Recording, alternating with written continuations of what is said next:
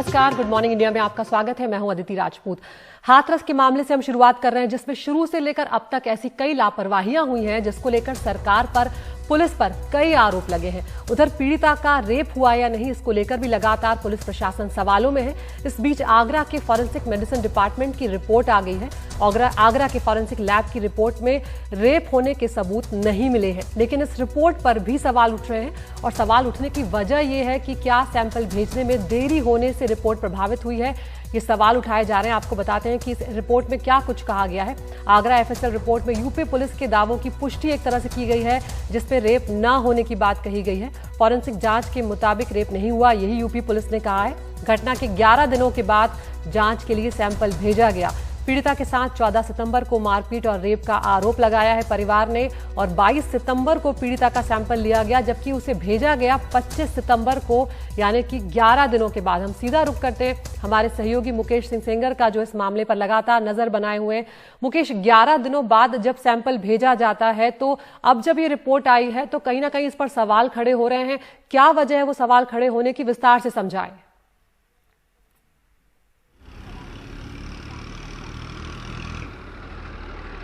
देखिए, बिल्कुल जो विक्टिम के साथ जो इंसिडेंट हुआ वो 14 सितंबर को हुआ, और 22 तारीख को जैसा कि पुलिस बता रही कि उसने अपना स्टेटमेंट रिकॉर्ड करवाया जिसमें उसने गैंगरेप की बात कही। तो 22 तारीख को ही उसकी मेडिकल जांच हुई, और मेडिकल जांच के बाद 22 तारीख को ही उसके वेजाइनल स्वैब के सैंपल लिए गए, जो कि आगरा की फॉरेंसिक लैब में भेजे गए।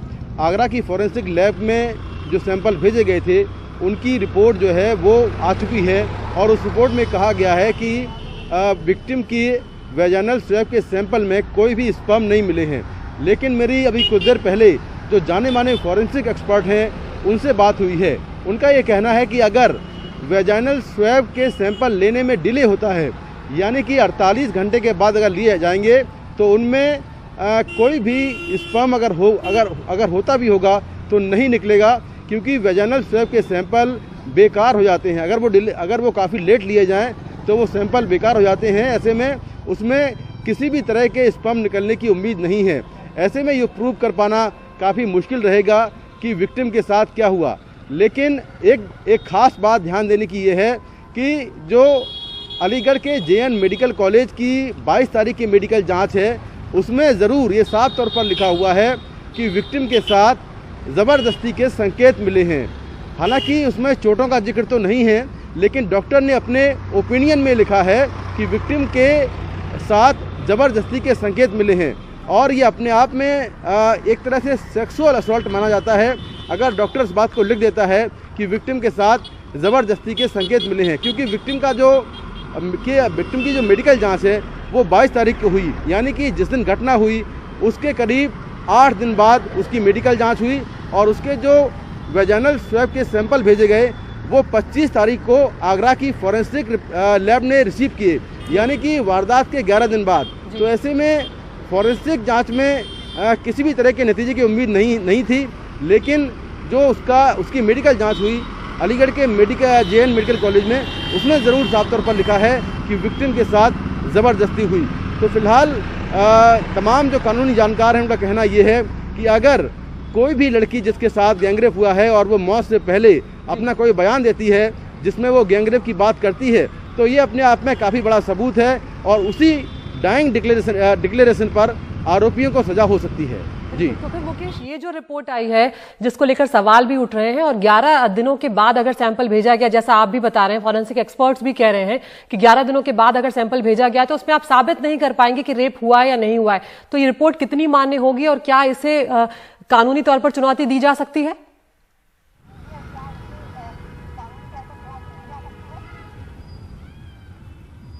देखिए, जैसा मैंने कहा कि जो कानूनी जानकार हैं उनका ये मानना है कि विक्टिम ने जो स्टेटमेंट दिया है अपनी मौत के पहले, वो उसका डाइंग डिक्लेरेशन है, जो उसका स्टेटमेंट रिकॉर्ड किया गया है, और वो एक सबसे बड़ा सबूत है, और उसी डाइंग डिक्लेरेशन पर किसी को भी सज़ा हो सकती है, ऐसा कानूनी जानकार मानते हैं। चूँकि उसकी मेडिकल जाँच काफ़ी देर बाद हुई, उसका जो वेजाइनल स्वैब के सैंपल लिए गए वो काफ़ी देर बाद लिए गए, तो उसमें कुछ ज़्यादा आने की उम्मीद थी भी नहीं। शायद यही वजह है कि डॉक्टर ने इतना ही लिखा कि उसमें जबरदस्ती के संकेत मिले हैं। तो कुल मिलाकर अभी इस मामले को लेकर सीबीआई क्या जांच करती है, वो किस तरह से केस को आगे बढ़ाती है, उसकी फॉरेंसिक जांच में क्या कुछ और आ सकता है, ये हमें देखना होगा कि आखिर ये मामला आगे किस तरह चलेगा और क्या कुछ निकलकर सामने आएगा। बहुत शुक्रिया मुकेश इस तमाम जानकारी के लिए। तो अब सीबीआई की जांच में क्या कुछ निकल कर आता है, क्योंकि सीबीआई भी फॉरेंसिक जांच करवाएगी, तब देखना होगा कि रेप को लेकर आखिर क्या फाइनल रिपोर्ट जो है वो बाहर आती है। तो यूपी पुलिस अपराधियों में खौफ कायम करने में तो नाकाम नजर आ रही है, लेकिन विपक्षी पार्टियों को रोकने और उन पर लाठियां चलाने में काफी मुस्तैद नजर आई। नोएडा पुलिस ने शनिवार को हाथरस जाते हुए नोएडा में डीएनडी पर हुए हंगामे के दौरान प्रियंका गांधी के साथ हुए व्यवहार पर अब माफी मांगी है। दरअसल शनिवार को प्रियंका गांधी जब कांग्रेस कार्यकर्ताओं के साथ हाथरस की ओर जा रही थी तो डीएनडी पर जमकर हंगामा हुआ और पुलिस ने कांग्रेसी कार्यकर्ताओं पर लाठीचार्ज कर दिया। अपने कार्यकर्ताओं को बचाने के लिए कांग्रेस महासचिव प्रियंका गांधी भी बीच बचाव करने पहुंच गई और इस दौरान एक पुलिस अधिकारी ने उनका कुर्ता पकड़ लिया, जिस पर कांग्रेस नेताओं ने ट्वीट कर प्रियंका गांधी के साथ हुई बदसलूकी पर पुलिस की कड़ी आलोचना की है और अब पुलिस इस मामले पर उसने माफी मांगी है और ये भी ट्वीट करते हुए कहा है कि डीएनडी पर अनियंत्रित भीड़ को संभालते हुए प्रियंका गांधी के साथ जो घटना घटी उस पर नोएडा पुलिस माफी मांगती है। डीसीपी हेडक्वार्टर ने खुद संज्ञान लेते हुए एक वरिष्ठ महिला पुलिस अधिकारी के द्वारा जांच के आदेश दिए हैं। नोएडा पुलिस महिलाओं की सुरक्षा और सम्मान को सुनिश्चित करने के लिए प्रतिबद्ध है।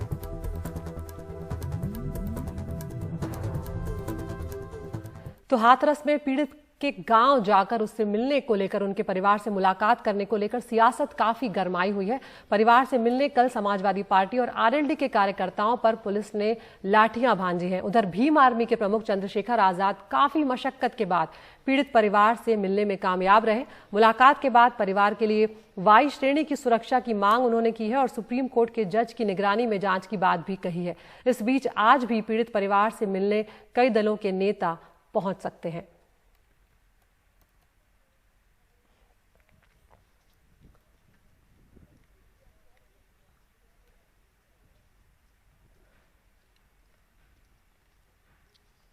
और लगातार पीड़ित परिवार को सुरक्षा दिए जाने को लेकर मांग भी की जा रही है और यहां पर हाथरस के जो एसएसपी हैं विनीत जायसवाल, उनका कहना है कि पीड़ित परिवार के घर के बाहर पीएसी तैनात की गई है और 24 घंटे सुरक्षाकर्मी उनकी सुरक्षा में तैनात किए गए हैं।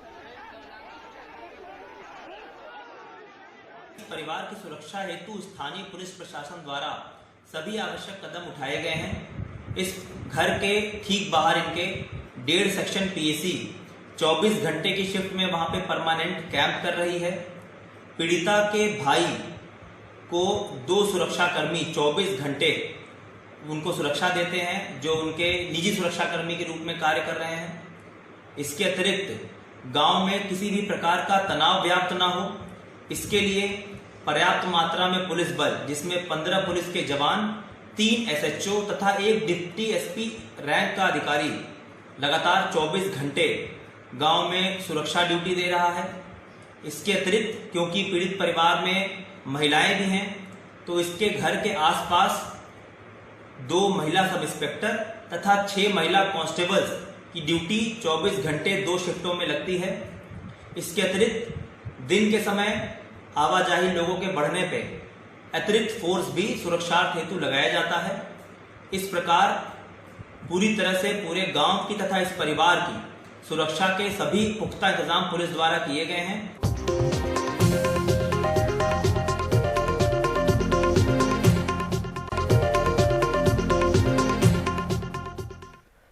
बिहार विधानसभा चुनाव में एलजेपी ने अकेले ही चुनाव लड़ने का फैसला किया है। चिराग पासवान की अगुवाई में एलजेपी संसदीय समिति की बैठक में यह फैसला हुआ। तो अब समीकरण बदले हैं तो उम्मीदवार भी बदले जा सकते हैं और इसी को लेकर बिहार बीजेपी नेताओं की दिल्ली में बैठक जारी है। बैठक में पार्टी अध्यक्ष जेपी नड्डा भी मौजूद हैं।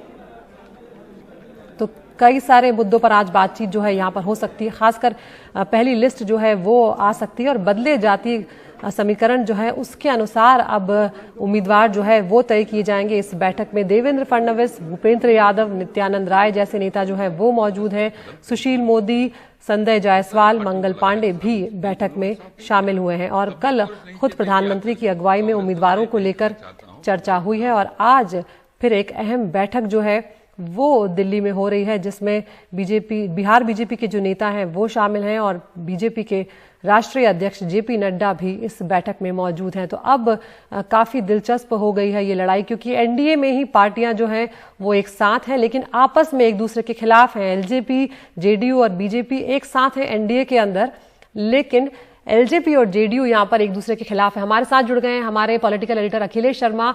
अखिलेश, अब क्योंकि एलजेपी ने अपना पासा एक तरफ से पलट लिया है, जेडीयू के खिलाफ वो हो गई है, तो अब जब उम्मीदवारों को लेकर बैठक हो रही है तो इसमें किन किन बातों का ध्यान रखा जाएगा उम्मीदवार चुनने से पहले?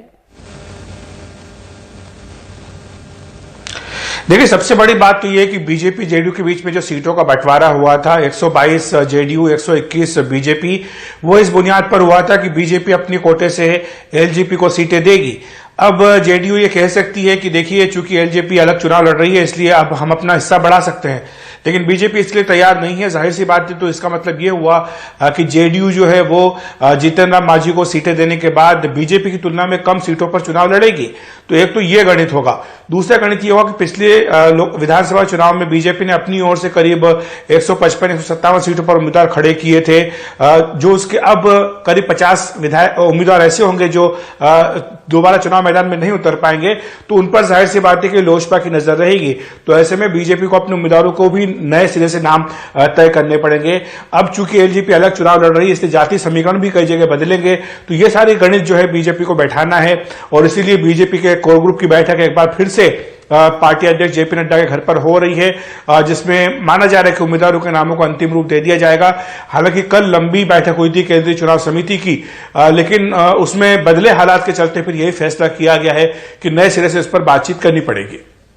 बिल्कुल, तो बहुत दिलचस्प होती जा रही है यहाँ पर एनडीए में जिस तरह की अलग अलग पार्टियां जो हो रही हैं। अखिलेश, शुक्रिया आपका इस तमाम जानकारी के लिए। अब हम एक बार बिहार का भी रुख कर लेते हैं, जहां पर एलजेपी ने साफ कर दिया है कि वो एनडीए में बनी रहेगी, लेकिन जेडीयू के खिलाफ उम्मीदवार खड़े करेगी और चुनाव के बाद बीजेपी के साथ मिलकर सरकार बनाएगी। एनडीए में यह अजीब विरोधाभास हुआ है, जिसका हम जिक्र भी लगातार यहां पर कर रहे हैं। और हम रुख करते हैं सीधा हमारे वरिष्ठ सहयोगी मनीष कुमार का।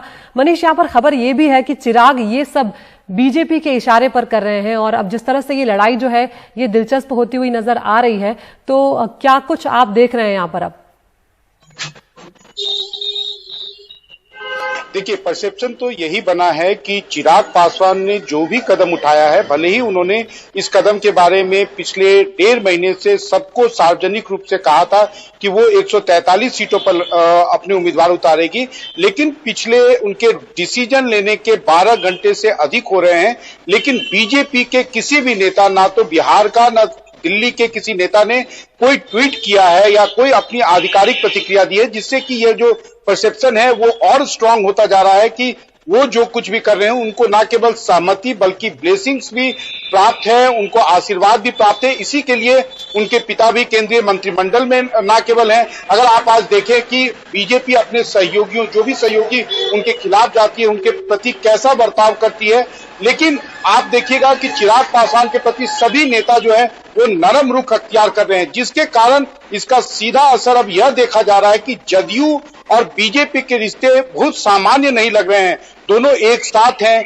पहली बार है कि किसी जो सहयोगी है वो खुद मुख्यमंत्री का उम्मीदवार, जिस पर खुद प्रधानमंत्री नरेंद्र मोदी, अमित शाह ने मुहर लगाई थी, उसे चुनौती दे रहे हैं, लेकिन उसके बावजूद बीजेपी के नेता मौन साधे हुए हैं। तो अब सबको इंतजार है कि बीजेपी की क्या आधिकारिक प्रतिक्रिया है, लेकिन जहां तक परसेप्शन का सवाल है तो इसके बारे में किसी को कोई कंफ्यूजन नहीं है कि चिराग पासवान जो कुछ भी कर रहे हैं वो उसमें बीजेपी के नेताओं की उनको मौन सहमति है। अदिति जी, मनीष, यानी कि अगर चुनाव के बाद की जो राजनीति होगी वो बहुत दिलचस्प होगी, उसके बाद जो खींचतान होगी वो बहुत दिलचस्प होगी, क्योंकि आप ये भी पहले बता चुके हैं कि बिहार बीजेपी और के जो नेता हैं और जेडीयू जो है उनमें भी अनबन और खींचतान जो है वो शुरू से रही है। तो हो सकता है कि जेडीयू को ही बाद में किनारे लगा दिया जाए।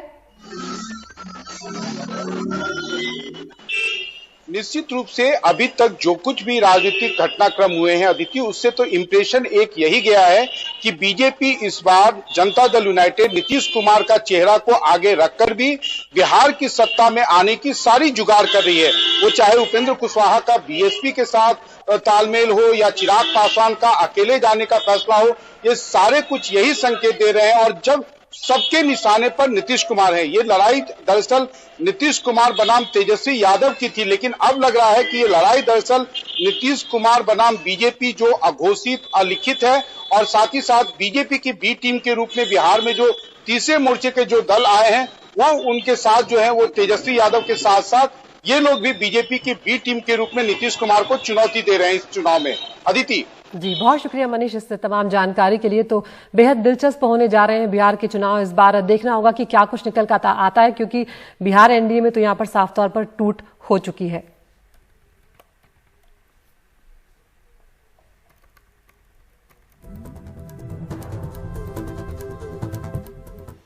तो देखते हैं कि क्या कुछ निकल कर आता है। 10 नवंबर को नतीजे आने वाले हैं और नीतीश कुमार के लिए बेहद महत्वपूर्ण होने जा रहा है इस बार का चुनाव, क्योंकि उनको अपने ही सहयोगियों के साथ कहीं ना कहीं चुनौती जो है वो झेलनी पड़ रही है, विपक्षी पार्टियों के अलावा और एंटी इनकम्बेंसी के अलावा। तो बहुत दिलचस्प होगा चुनाव, देखते हैं। फिलहाल गुड मॉर्निंग इंडिया में एक ब्रेक के लिए रुक रहे हैं।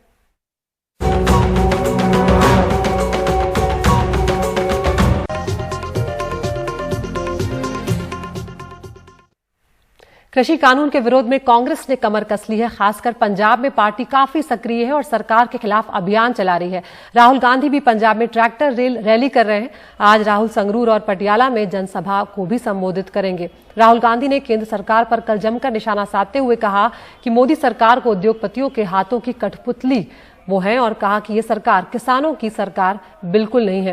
राहुल गांधी ने पंजाब के किसानों से वादा भी किया कि उनकी पार्टी के सत्ता में आते ही कृषि से जुड़े इन तीनों कानूनों को हटा दिया जाएगा।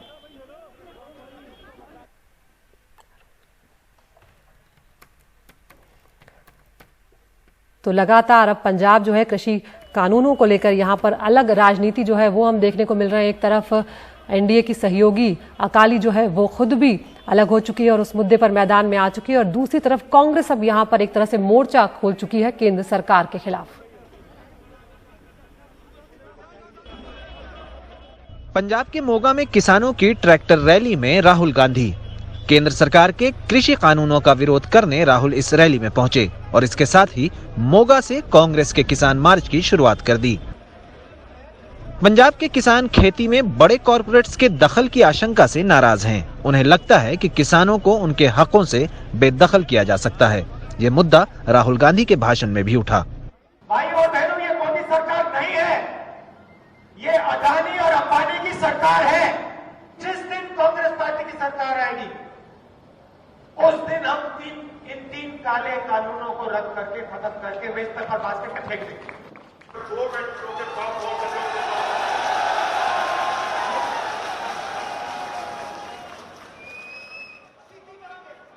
लेकिन जिस भाषण ने सबसे ज्यादा तालियां बटोरी वो नवजोत सिद्धू का था। पंजाब कैबिनेट से इस्तीफे के बाद करीब साल भर सिद्धू सक्रिय राजनीति से दूर रहे। इस रैली में वो मुख्यमंत्री अमरिंदर सिंह के साथ एक स्टेज पर तो दिखे, लेकिन कह गए कि अगर केंद्र सरकार नहीं देती तो अमरिंदर सिंह किसानों को न्यूनतम समर्थन मूल्य देना सुनिश्चित करें। हिमाचल की सरकार सेब ने एमएसपी दे सकती है, तो फिर किसान को एमएसपी उधर मुख्यमंत्री अमरिंदर सिंह ने राहुल गांधी से अपील की कि वो देश भर में किसानों के विरोध प्रदर्शनों की अगुवाई करें। अमरिंदर ने किसानों से भी अपील की कि वो अकाली दल या बीजेपी पर भरोसा न करें। जो शुरुआत आज राहुल जी करके जा रहे हैं, इन्हों अपन सिरे बता के आवांगे। अकाली दल नु छड्डो, बीजेपी नु छड्डो। हालांकि कांग्रेस किसानों से अपने विरोध प्रदर्शनों में शामिल होने की अपील कर रही है, लेकिन मोगा के रेलवे ट्रैक पर बैठे किसानों ने दोहराया कि वो सभी राजनीतिक दलों से बराबर की दूरी बनाए रखेंगे। विधानसभा में बिल पास करें कि आने वाले समय में जो मोदी ने एक काला कानून लेकर किसानों के विरुद्ध आए हैं, इसको बिल्कुल रद्द किया जाए और पंजाब में इसको लागू ना किया जाए। पंजाब में सारी ही राजनीतिक पार्टियां किसानों का सपोर्ट मांग रही हैं ताकि वो इस एजिटेशन को और तेज कर सकें, लेकिन सारी ही किसान यूनियन ने ये साफ तौर पर कह दिया है कि वो अपने स्टेज पर किसी भी सियासी दल के लीडर को आने नहीं देंगे। अब ये बड़ा सवाल है कि क्या राहुल गांधी के 3 दिन के पंजाब दौरे से कांग्रेस को पंजाब में किसानों का समर्थन मिलता है या नहीं। कैमरा पर्सन अश्विनी मेहरा के साथ मोगा से मोहम्मद गजाली, एनडीटीवी इंडिया।